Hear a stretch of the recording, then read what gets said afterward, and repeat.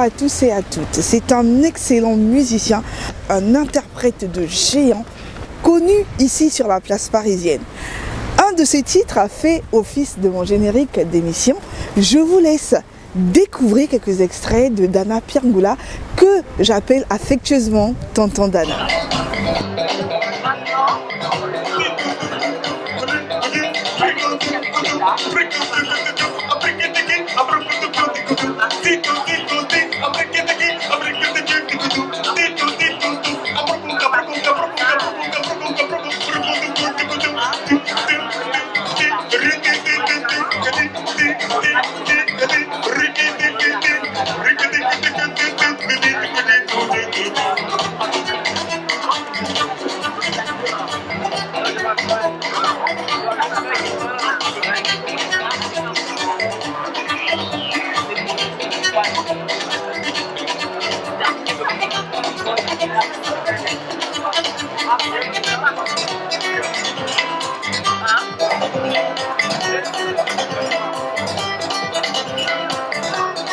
Bonjour Dana.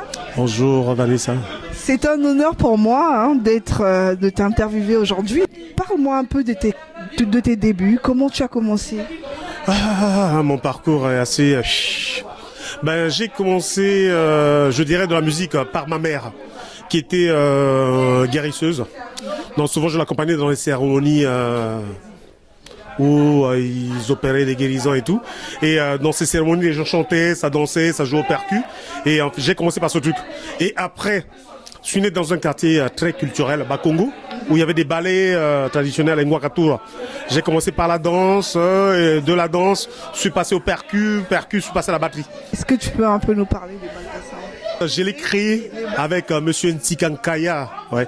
Au départ, Monsieur Ntikankaya, c'était mon élève. Je lui donnais des cours de guitare. Et par ces cours est arrivé le Balka Sound. Soit à l'époque, j'avais un oncle, non, il est toujours en vie, un oncle qu'on appelle Mengu, qui jouait la guitare traditionnelle au Ngonfi. C'est une guitare traditionnelle que Lucia Lala de la poussière jouait.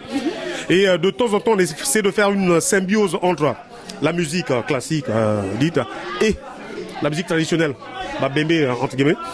Et ça nous donnait des couleurs qui tendaient vers le blues. Et du coup, Tigre m'a dit, écoute, Dana, mais si on essaie de créer un groupe autour de ce truc. Et en fait, c'est parti comme ça. Et après, on a fait appel à Lucia Lala, Saladin, et moi, je suis allé chercher mon ami Poussou René, qu'on appelait mon jumeau. Et ensemble, on a créé le Balka Sound comme ça. Et qu'est-ce qui t'a inspiré? Quel est le chanteur inspiré à te lancer dans la musique, à vouloir faire de la musique? Il y en a eu beaucoup. Hein. Je vais commencer par Franklin Boukaka, Manu Dibango, Pierre Akendeye. Et après, côté Rumba, c'était Grand Calais, Taboulé, Coca Célestin, Nganga Edo et Cosmos Moutouari. Oui, mais aujourd'hui, ta musique est un peu différente des autres. Pourquoi en fait Ce qui m'a poussé d'aller vers cette musique, ce qui était embêté à l'époque, c'est quoi? C'est que les jeunes de Brazzaville avaient toujours tendance de faire de la musique, je veux dire, du copier-coller, quoi. À l'époque, il y avait Zaïko qui cartonnait. À Brazzaville, il y avait des groupes qui faisaient du Zaïko. Il y avait des jeunes qui faisaient du Isifé collé et tout. Et moi, mes frères, on s'est lancé dans un truc, j'appelle ça une aventure. On a créé un groupe chez nous à la maison, les frères Mombombo. Et en fait, on a suivi un peu ce que faisait Lita Bembo à l'époque. Mais moi, déjà dans ma tête, le plagiat, ça j'aimais pas du tout. Je voulais quelque chose d'original, quoi. Ce truc-là, je l'avais dans ma tête depuis très longtemps. Et ce qui a fait que, avec mes frères, j'ai été obligé même de les lâcher. Et je suis allé vers le jazz, écouter beaucoup de jazz, écouter vraiment la musique traditionnelle du pays.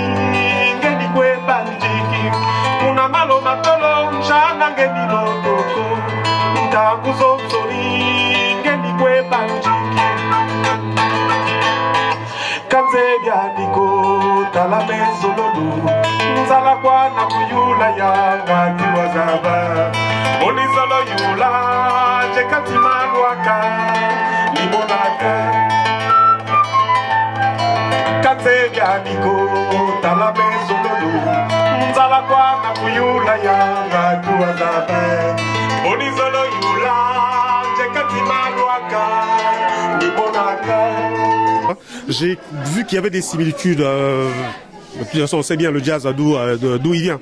Et donc c'est ce qui m'a donné la couleur de Balka Sound. Et moi, en fait, je cherchais une originalité. Je voulais pas être Papa Wemba, je voulais pas être Lita Bembo. Je voulais quelque chose à moi.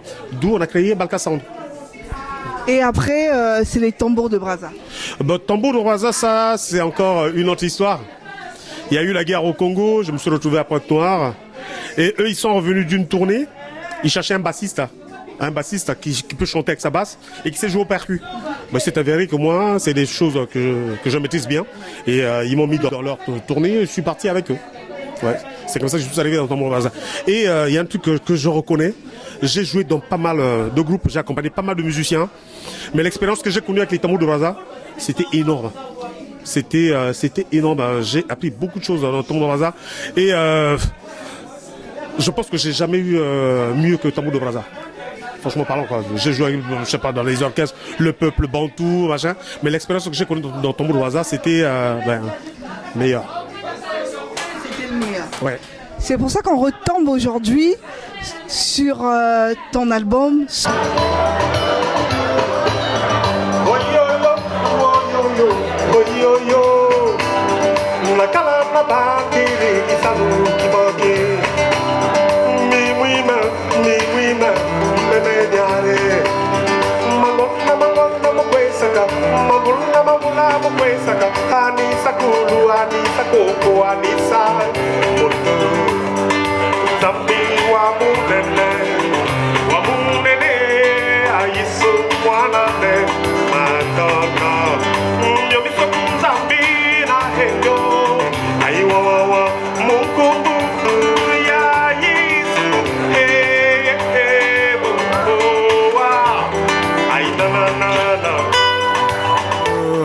Vous savez, quand vous êtes musicien, vous pouvez pas être au four et au moulin. C'est ce qui m'est arrivé.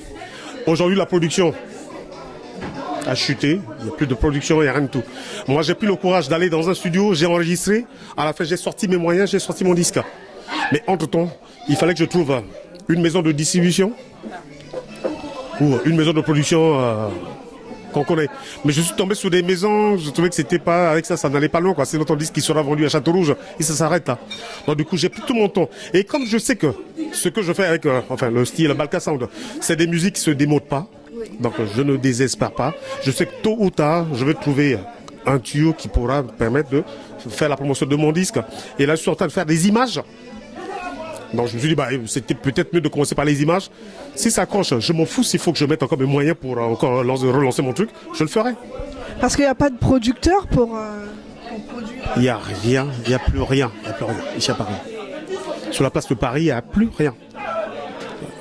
Mais aujourd'hui, vous cartonnez quand même, hein, parce que Dana Piangoula, vous faites le tour de la France à l'UNESCO, je vous vois souvent. Mais pourquoi ça ne suit pas?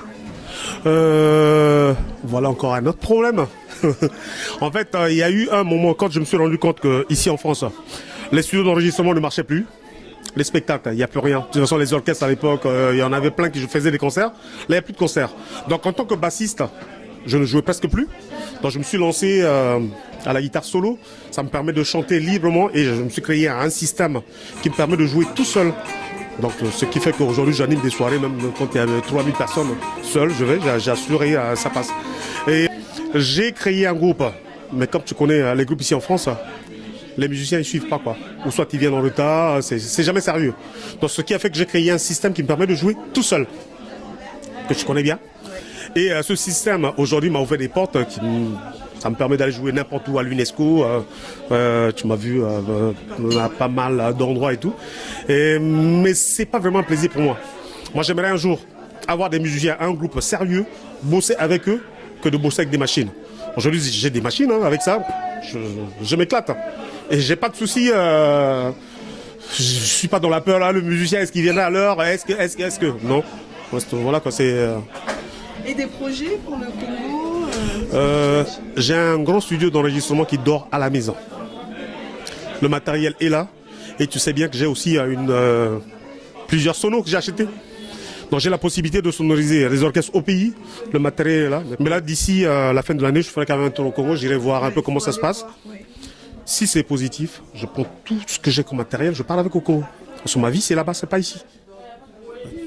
Et là-bas, tu penses ouvrir un studio d'enregistrement? Ça, c'est sûr. C'est sûr que je vais commencer par le studio d'enregistrement, créer des plateaux. En fait, j'ai un projet que j'ai appelé Propulsion. C'est-à-dire que des podiums où je vais inviter des professionnels, ben, tu entends bien, propulsion. Propulser les artistes, même ceux qui ne sont pas pros. Mais monter des podiums et permettre à la jeune génération congolaise qui a pas mal de talent. Parce que là, de loin, j'écoute, je vais sur Internet, je vois tout ce qui se passe. Donc, je suis toujours connecté avec le pays. Et je pense que le Congo a des valeurs qu'il faut mettre vraiment en valeur. Un dernier message aux jeunes qui te connaissent aussi à Brazza, parce que même si on ne voit pas de clip vidéo, les gens te demandent c'est qui l'auteur de Lombo? Si tu avais un message à leur donner. Ben, le clip, je vais le faire. Et donc d'ici, je dirais, d'ici 4-5 mois, le clip, il passera à la télé. Donc, je sais que je passerai par toi, ça c'est sûr. Et quand je serai au pays, je pense que vous serez gâtés. Et ça, je vous le promets. Merci Dana pour cette interview. Merci bien, Vanessa.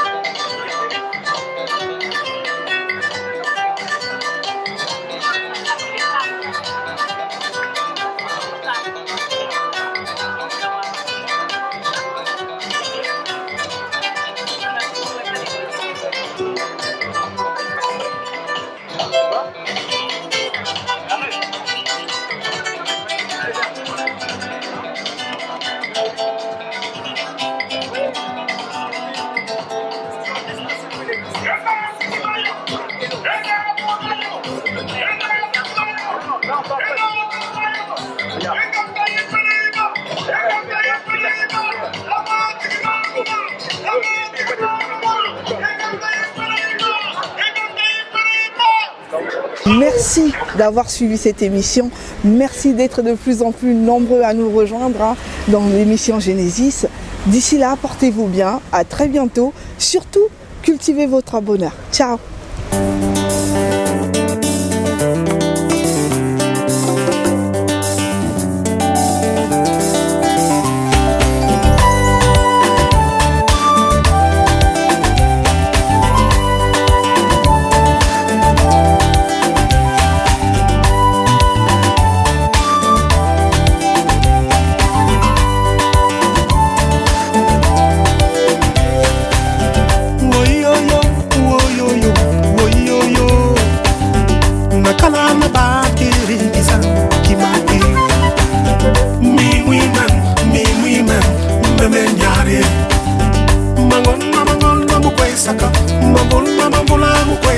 Anisa kulu, anisa koko, anisa moto. Zambi wa munene.